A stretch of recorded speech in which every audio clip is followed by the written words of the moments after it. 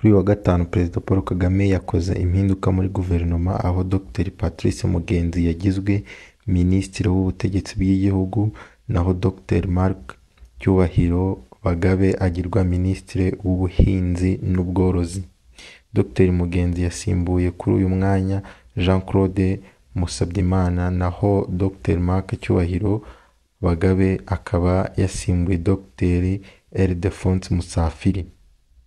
Mu byemezo by'inama y'abaminisitiri kandi yabaye kuri uyu wa gatanu iyobowe na Perezida Paul Kagame, Aurore Mimoza Munyangaju wari Minisitiri wa Siporo yagizwe Ambasaderi w'u Rwanda muri Luxembourg naho Engineer Patrice Uwase wari Umunyamabanga wa Leta muri Minisiteri y'Ibikorwa Remezo agirwa Umuyobozi Mukuru wa Rwanda Cooperation Initiative.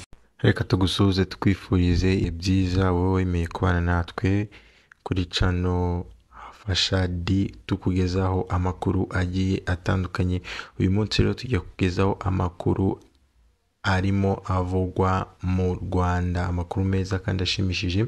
Nizere ko wakoze subscribe kugira ngo tujye tubana mu biganiro byacu bya buri munsi. Kuri uyu munsi tariki 18 kwa gatanu Ukwakira 2024 inama y'abaminisitiri yateranye iyobowe na Perezida wa Repubulika y'u Rwanda. Habayeho impinduka, nibyo tugiye kurebera hamwe. Nizere ko wakoze subscribe kugira ngo tujye tubana mu biganiro byacu bya buri munsi.